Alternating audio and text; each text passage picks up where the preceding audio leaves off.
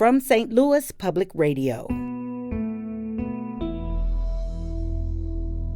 This is Politically Speaking. There is 1 week left of the Missouri 2023 legislative session. While lawmakers met their constitutional deadline to pass a budget for the upcoming fiscal year, there are a number of legislative priorities for Republicans that have not yet made the finish line. On this week's episode of Politically Speaking, Senator Lauren Arthur joins the show to talk about this year's session, including her opinions on the final week. Some of the topics the Kansas City Democrat spoke on included what she believes are wins and losses in the budget, her thoughts on a school open enrollment bill, and why she thinks bills seeking to widen access to childcare have met some Republican resistance. Let's hit the music. This is the Politically Speaking podcast, the definitive show about Missouri politics. My promise to St. Louis was that I would do the absolute most for each and every person, starting with those who have the very least. What I wanted to do was look and see what other states are doing. We have to be willing to change those laws, that they are balanced and they affect everybody equally. As somebody that grew up in the St. Louis area, North St. Louis County, I didn't know any lawyers growing up. We got to find long-term solutions to make government better, but also to be able to provide services to people. I don't want to leave that federal money that we've been leaving all these years on the table. We need to be spending this money to take care of Missourians. I thought we accomplished a lot this year, but a lot more needs to be done.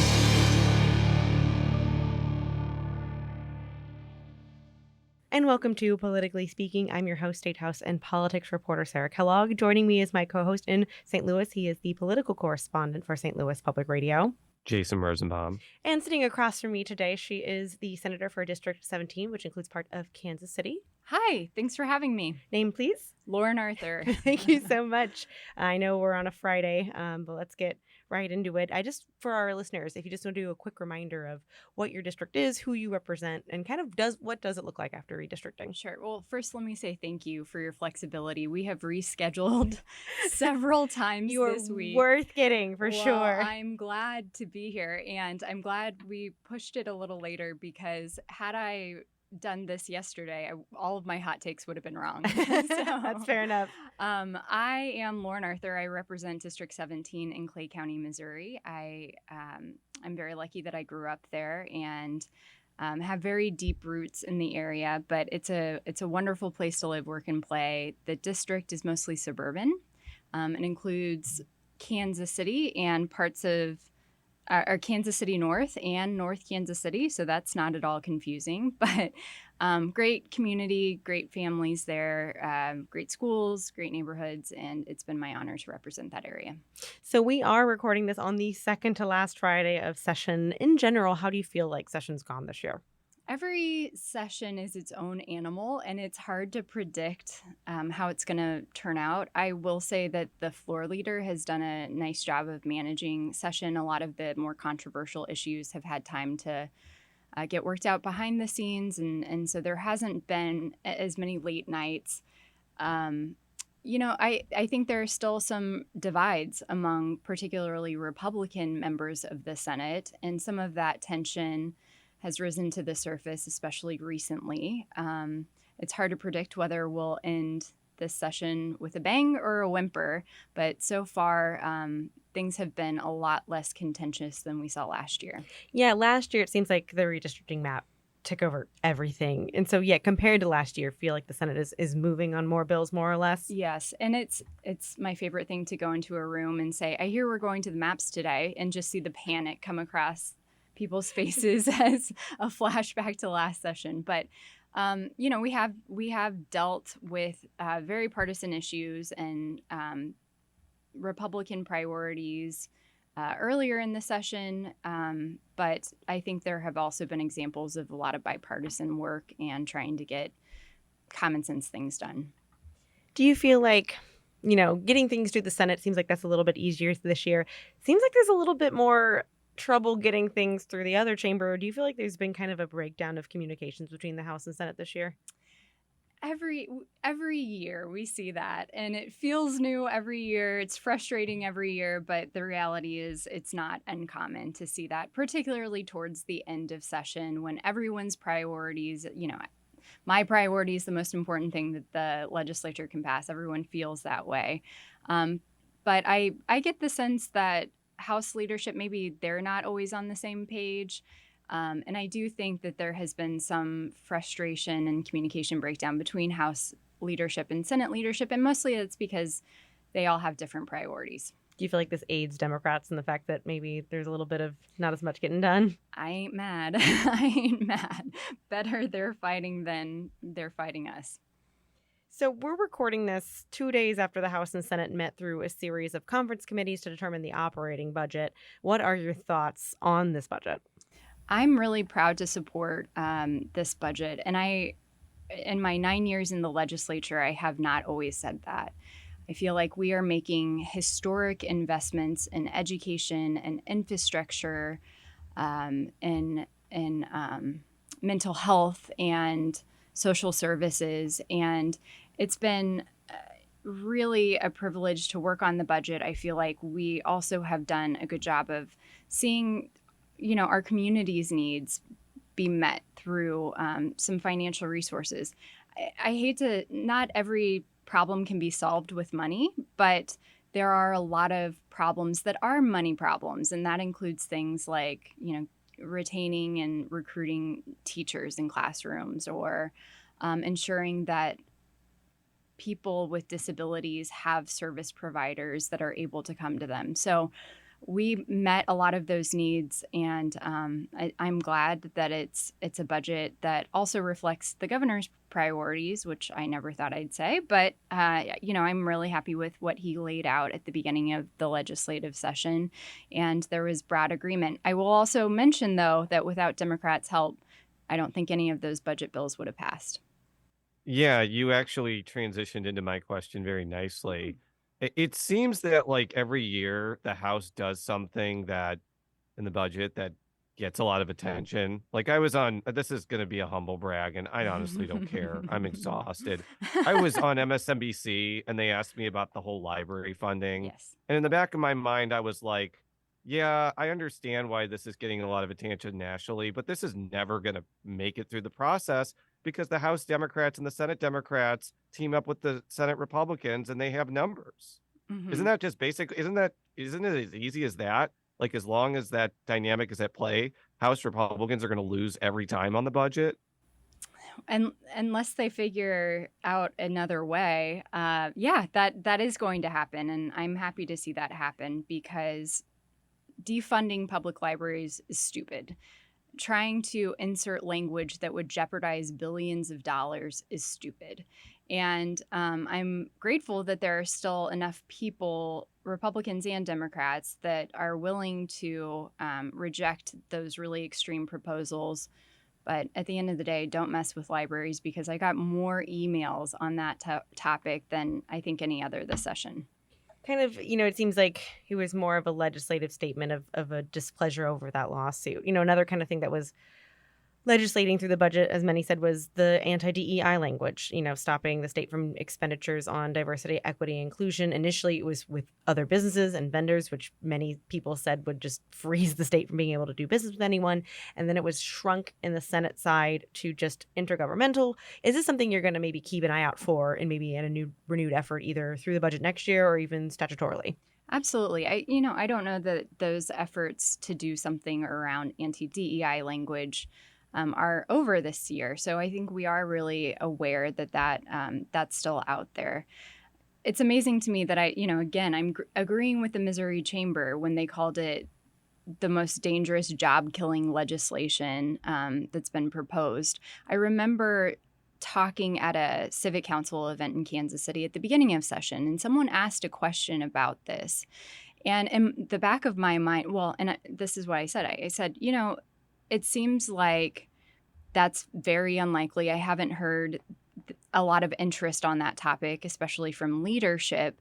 But these really fringe, extreme ideas have a way of taking hold, and then that becomes the priority the next legislative session.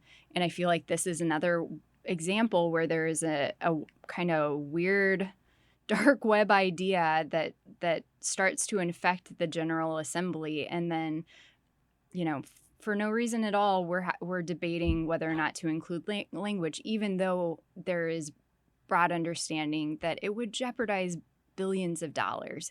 And not to mention that departments think that the DEI programs have been helpful in trying to retain staff. I don't really know what it is that the Republicans are trying to fight, and because they can't clearly articulate it. It's just sort of a alphabet soup, whatever the acronym war is of the week.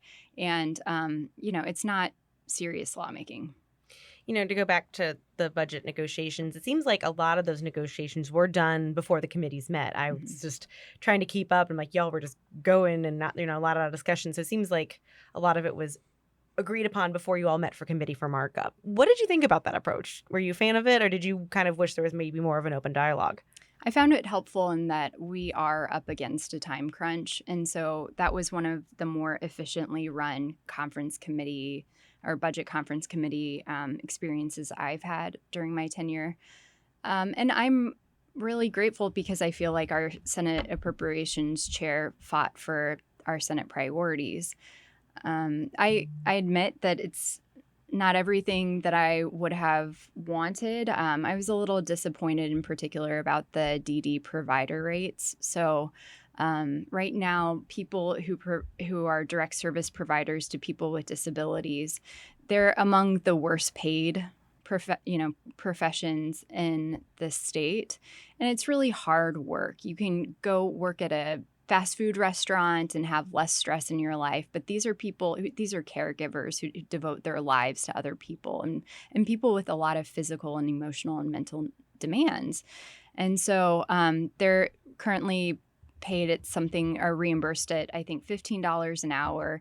We increased that funding to get everyone up to $17 as the Senate position. And then there was an ultimate compromise position of $16 an hour, which is progress, but it's just not nearly enough. And so I was a little disappointed in that.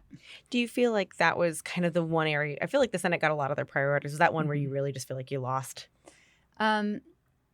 Yes, I was disappointed. But at the end of the day, it was an increase. For years, I saw cuts to that department. And so you can't look a gift horse in the mouth, but still you feel disappointed, especially when we're still sitting on a budget surplus. Now, let's talk about the I-70 funding. It's bigger than what Parson wanted because, if I'm not mistaken, it's going to be the entirety of I-70. Mm-hmm. It's interesting, though, that the biggest criticism of this has not been from the right, but it's mainly been from the left, who see expansion of highways as a huge waste of money. And they'd rather see it on things like public transportation or incentives for people to bike or things like that. I know that's not a very popular argument within the Missouri Capitol that's teeming with Republicans. But do you think that this is a worthwhile investment that is going to help the state in the long run compared to those other things I just mentioned? I remember an official describing to me what's happening with I-70, and they said literally I-70 is rotting from underneath. And it's maintained. They do their best, but it has been neglected for decades. And as a result, it has become a public safety issue. This is a once-in-a-generation lifetime or once-in-a-generation opportunity to make improvements to what is a really important part of Missouri infrastructure, and for myriad reasons, including for economic development reasons. So given the political reality of where I work, I think you can do both, and we have tried to advocate for more funding for public transit. But at the end of the day, I do think it's the right decision at the right time. And my hope is that instead of just kicking the can down the road and hoping some future legislator decides to act, that we have an opportunity to do it now, and I think it makes sense. To go into education funding, I know kind of one of the Senate contributions was $7.5 million to have the state fully fund that 38,000 base pay for teachers. Thoughts on that? And was that another area where maybe you're hoping a little bit more money for teachers in the budget? Well, I was really glad to see that we increased that amount so that there wouldn't be a requirement for matching, because I think there were still several school districts who felt like they couldn't afford $38,000 as a starting baseline salary. I think that there is a lot more that the legislature can do to try and recruit and retain staff. And there were a number of programs that sort of didn't get as much attention, things like Grow Your Own, which encouraged young people to consider going into the teaching profession. And those programs have had a lot of success across the state. We also have funding for the Career Ladders program, which allows for a sort of pay increase or stipend like program for teachers who I mean, to be fair, they have to increase their responsibility, but they do get compensated for it. So I think that's one of the most important areas where we can invest. It's always tricky. Do you increase funding through the foundation formula? And I'm sponsoring a bill that would do that. I'm still hopeful that bill may, make it across the finish line in some form. But that's an important change that we can make to increase funding long term. We need to take a quick break, but we'll be right back. And we're back on Politically Speaking. I'm your host, St. Louis Public Radio's Sarah Kellogg. My co-host is Jason Rosenbaum, the political correspondent for St. Louis Public Radio. And sitting across from me on the second to last Friday of the Missouri legislative session is Senator Lauren Arthur. She is the senator from District 17, which is a part of Clay County on the west side of the state. We got more questions for you. Let's get right back into it. I think the next area is, which you mentioned a little bit before break, childcare. Can you explain the various approaches to childcare that the legislature has attempted this year and kind of what these bills do? Sure. So one of the major changes was the increased funding for the child care subsidy rate. So that's for low-income families. They direct that funding, that subsidy, to child care providers. Right now, Missouri reimburses at about 28% of the 100% rate. And a lot of providers think that that's not even worth their time because it's such a low reimbursement rate. So our funding in the budget now increases that to, I believe, 58%, with an intent to hopefully increase eventually to 100%, which is great.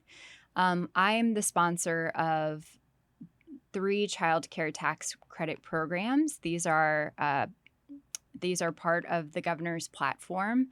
And they get at creating incentives around childcare in different ways. Some are tax credits for businesses that maybe want to offer childcare as a benefit to their employees. There's assistance for childcare providers themselves and a way of trying to increase employee wages. And then there are tax credits for anyone, community members who want to help out their local child care facility, and they would see a credit from that.